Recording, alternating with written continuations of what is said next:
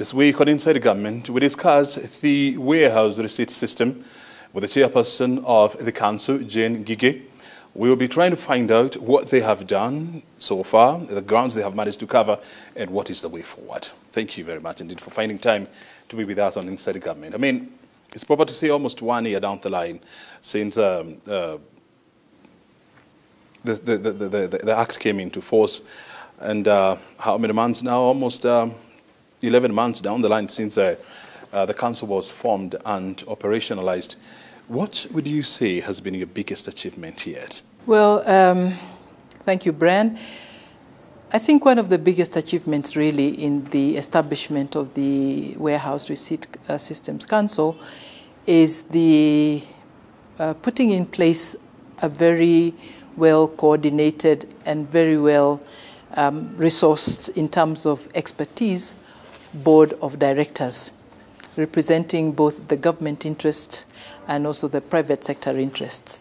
And I think that has really been an achievement because together we've been able to sit down and look at the task ahead of us and collectively agree together with management in terms of how the council will be running. And first of all, to get educated in terms of government systems and government procedures, and to understand the obligations that we hold, and also to understand the expectations from the stakeholders. So this is what has been happening over the 11 years. We've had chances of speaking to the stakeholders. We've traveled to some of the bread baskets of this country. We was in Gishu, Nakuru, talking to farmers, talking to the government representatives, and trying to get the idea in terms of how would they want to see storage of agricultural produce become useful in their businesses. So it's been a year of awareness creation, a year of learning, and a year of learning the ropes, so to say. Mm-hmm. Probably, maybe you can help our people understand what is a warehouse receipt system and how does it work? All right, let me step a little bit back and say that a lot of us have seen the warehouses, the silos that are all over the country. And these silos have mainly been known as the NCPB silos. And these are warehouses, and they have been used to store all sorts of products, agricultural products. And they normally would be inspected and licensed by the Agriculture, Food and Agriculture Authority. And they collect grain and they distribute grain. They provide services for the farmers.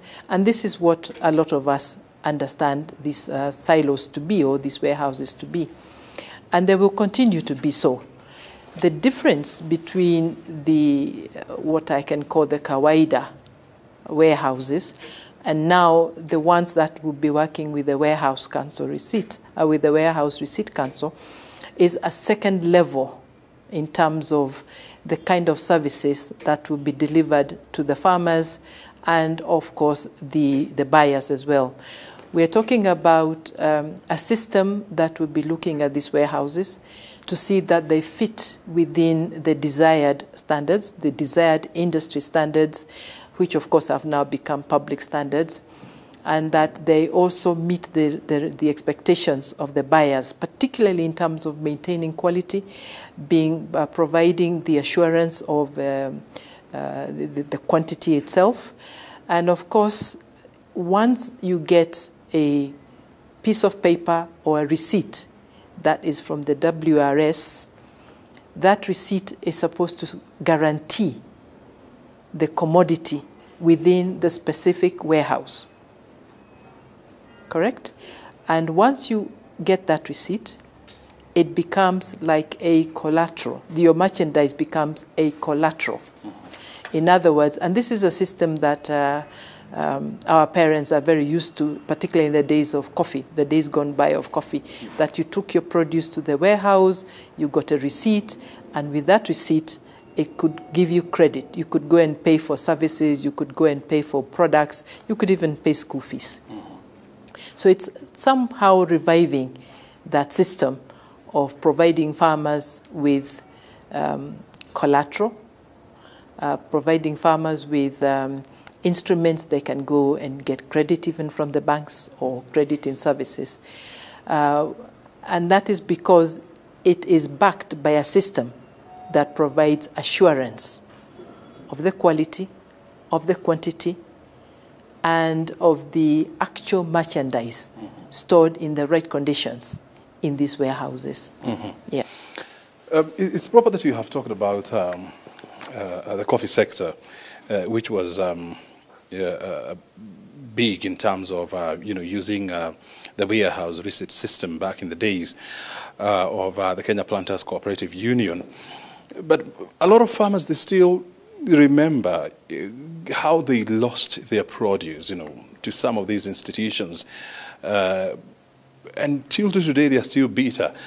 How do you plan to make them understand that we are living in a new era, and this is a new organization, and their produce and their supplies are guaranteed?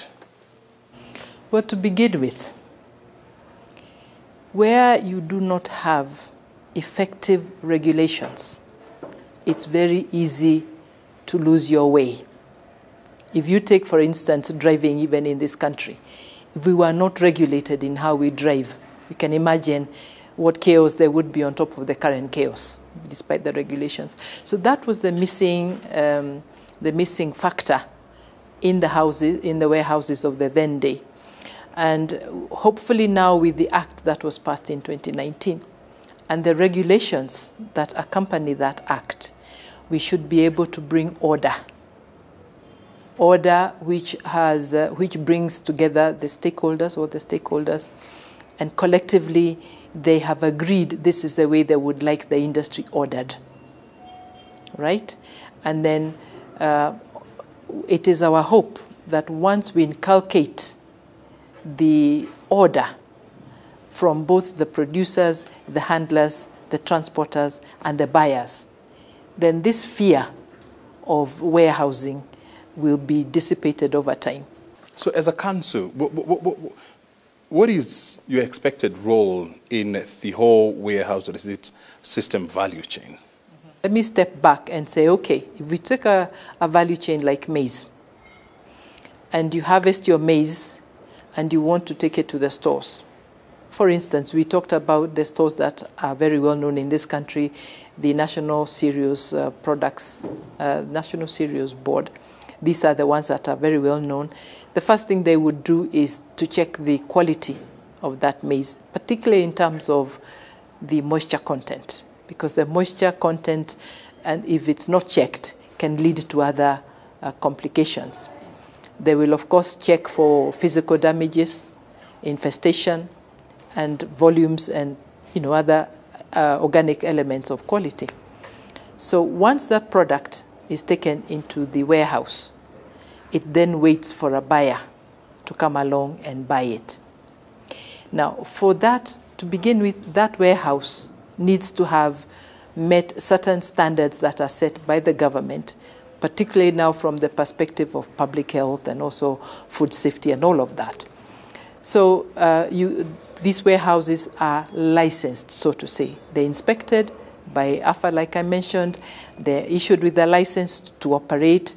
There's a warehouse operator, a professional at that, with very clear terms of reference in terms of what is expected of him, so that he can take care of the merchandise as he should while it is in his custody. So that is what was happening generally. And the buyers would come to the stores and they would buy their produce, and the farmers would keep bringing the produce. Now, the farmers would not get their reward or their return on their investments until their commodity is sold. And sometimes that would take time.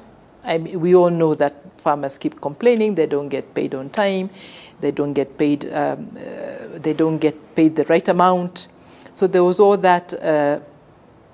It would not be fair to call it background noise, it was real noise.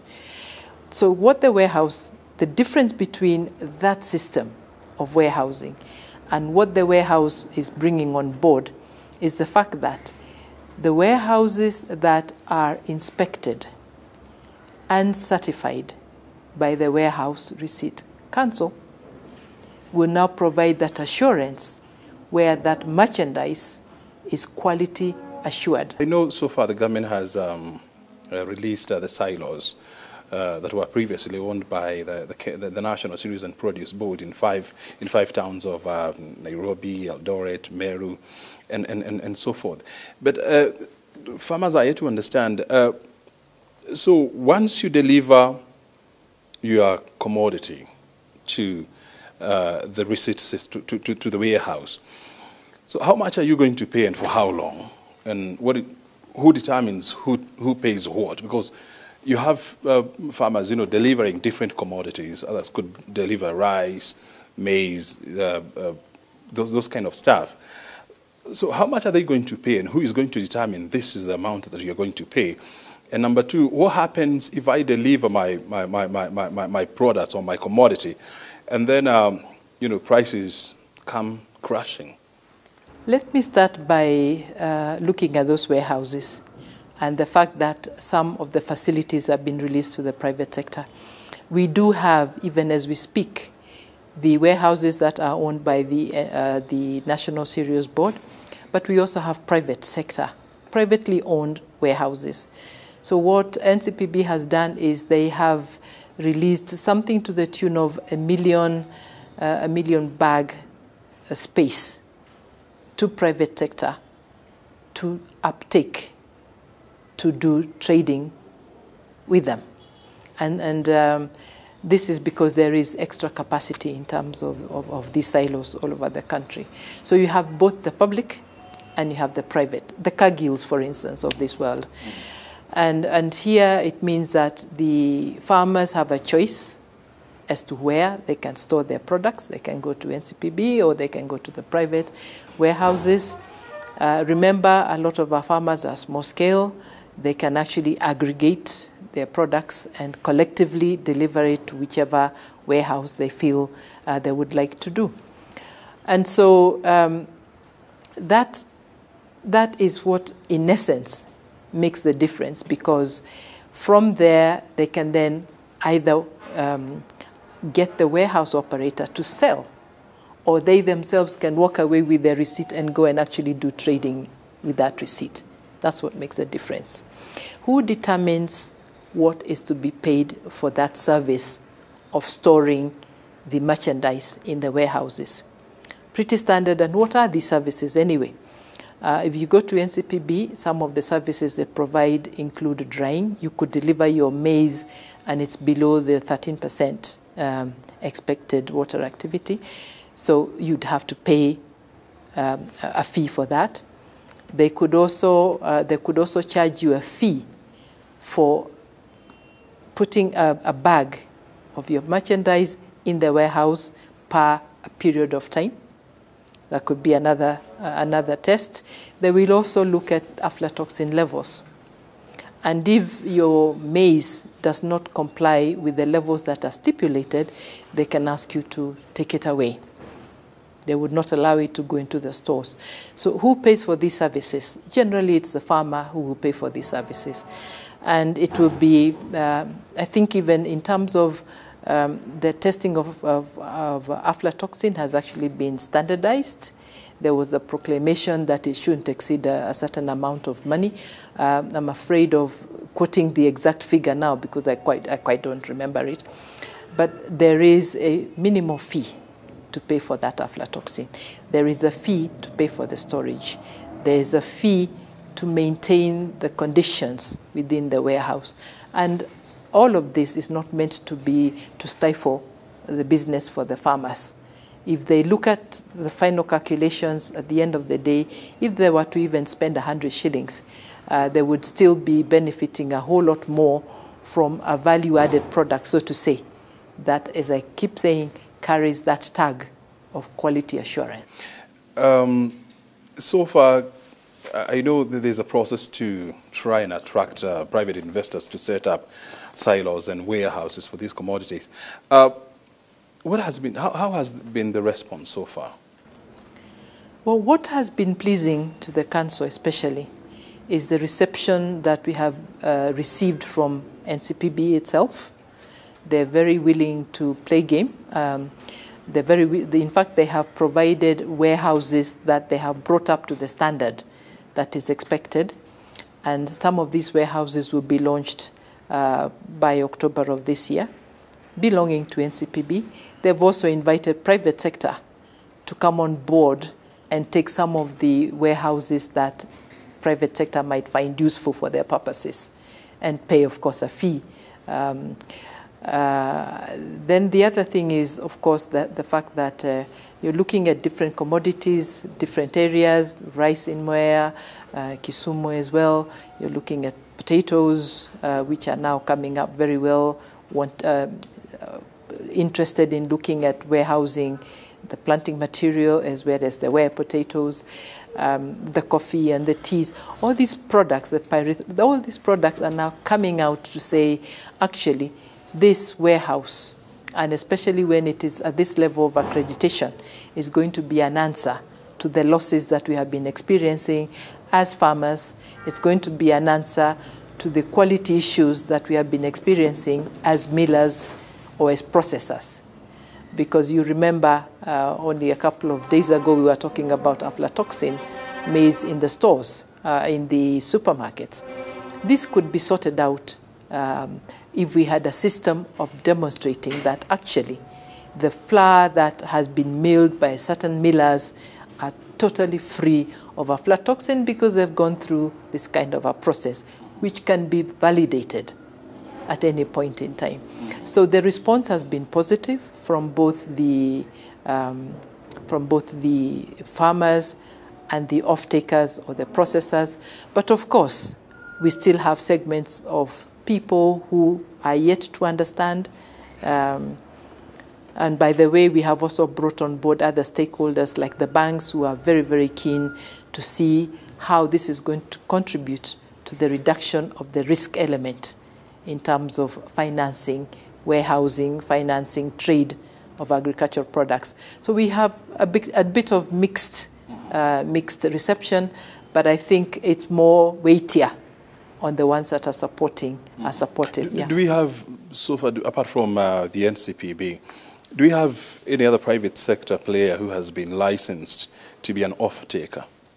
We do have applications from private sector warehouses like Cargill, which is a big one, and a couple of others.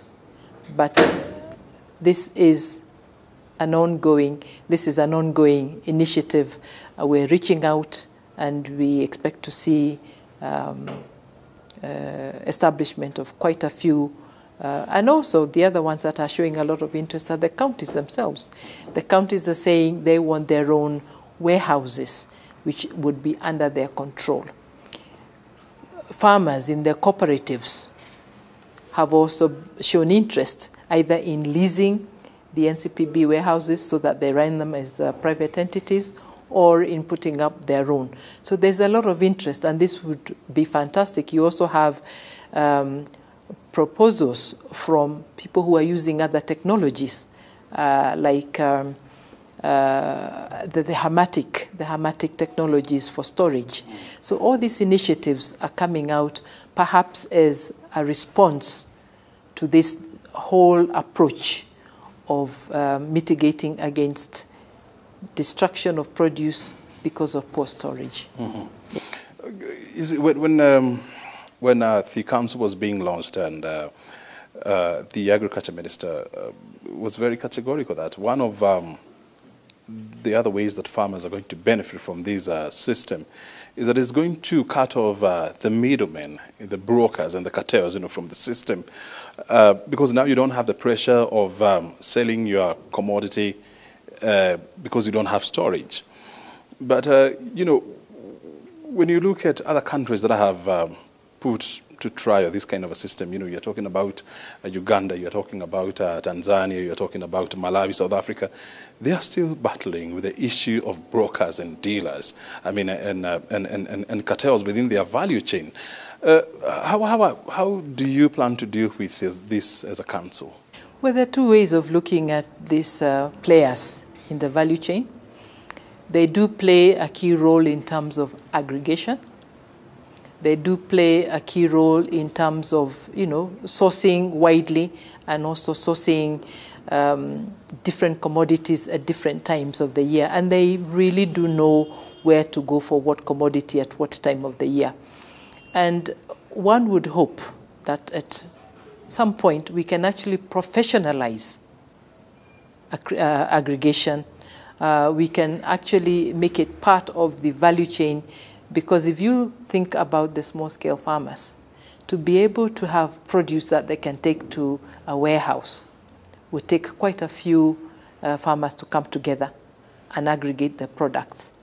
It would take some logistics that need to be put in place to move that commodity. And this is where the brokers or the aggregators or the consolidators have been active. I was about to use the word useful, but unfortunately they have sort of, that space has not been regulated. And because it has not been regulated, it has carried the potential of becoming rogue. But I believe that if we were to look at the whole value chain and to see that we inject order into that value chain, there is a role for everyone to play. For the farmers to do their thing, for the logisticians to do their thing, the aggregators to do their thing, and the storage, and of course the processors and the millers. So there is space for everyone to play as long as we bring order. Look, the whole point is eventually to have a commodity exchange, akin to the coffee exchange or the Nairobi Securities Exchange, where you can buy your shares and sell your shares. Have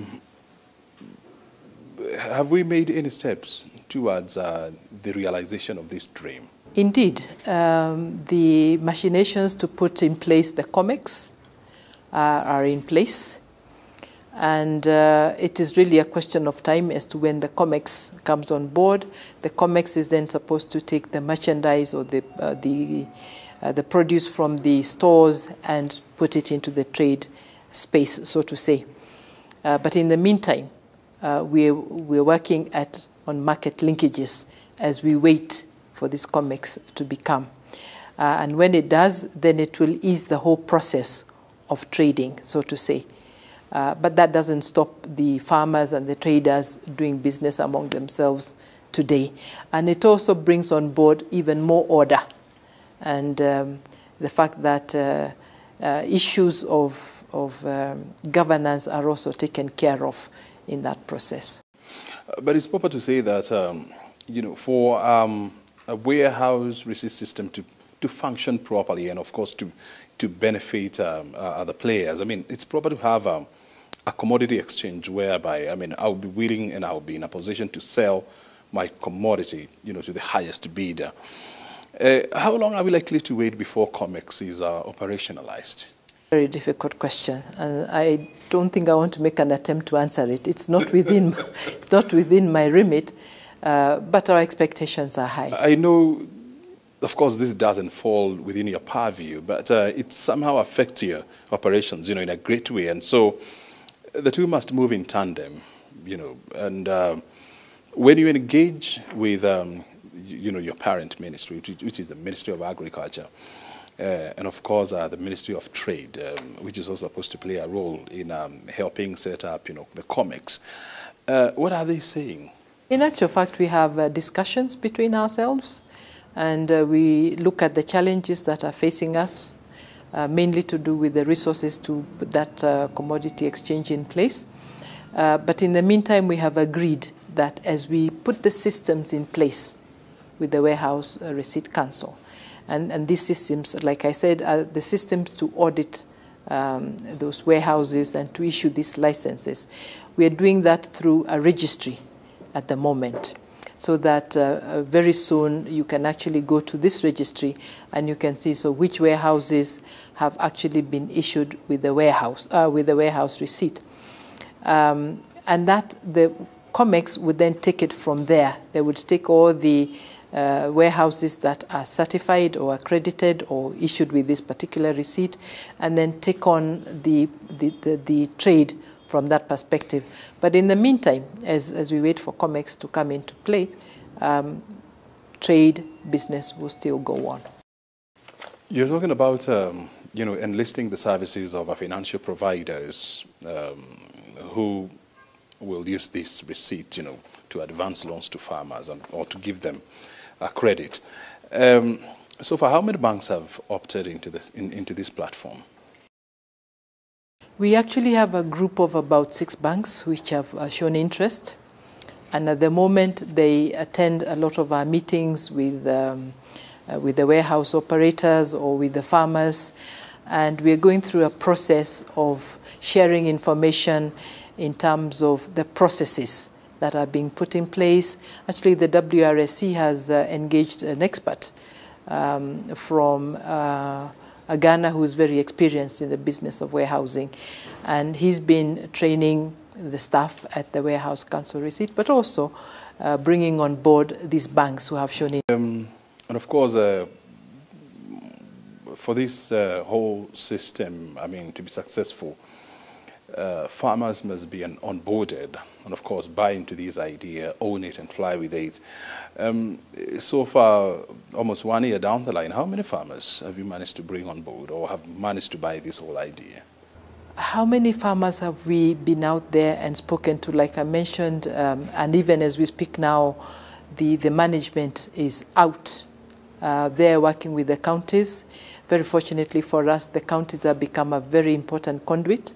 We go through the counties, we go through the CECs, agriculture, and the government administrative arms like the commissioner offices and the chiefs, so that we get the message across to the farmers.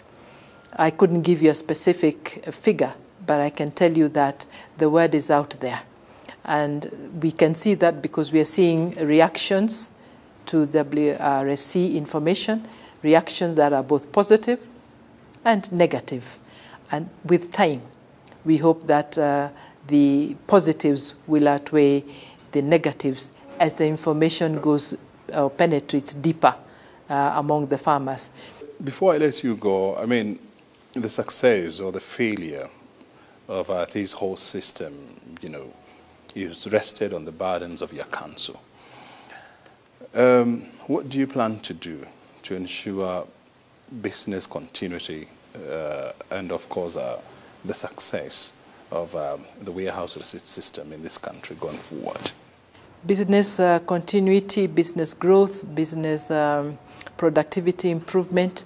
And like I mentioned a little bit earlier, we're working very closely with the stakeholders, providing information, sharing information, getting a feedback as well. And this feedback is going into the processes that we're developing at the moment, coming up with manuals, coming up with communication strategies. At the moment, we're going through our own strategic plan to help us prioritize our activities over the next 3, 4, 5 years. And with that in place and with all the networks that we are creating at the moment, we should be able to make quite an impact. And I'm very encouraged, as I said, that we already do have both farmers, both off-takers, processors who are very keen to get this going. Stakeholders like the East African Grain Council, the Cereals Growers Council, the Maize Millers Association, not maize millers, Millers Association. We have a lot of people who are very keen to get involved. And it's just a question of time before all of this comes together and we can see that ecosystem growing and actualizing that whole process of warehousing for and credible and providing quality assurance. Very good. Jane, asante sana for joining us on Inside Government, of course helping us to understand where we are in terms of rolling out the warehouse receipt system in this country. My pleasure, Brian. Very good. Jane Ngige is the chairperson of the Warehouse Receipt Systems Council, joining us here on Inside Government to help us understand, of course, the role of the council and, of course, what they plan to do to help the growth of this system in this country. And of course, you have heard it from him. This has been Inside Government. Thank you for your time. We do this again on Friday next week. Until then, good afternoon.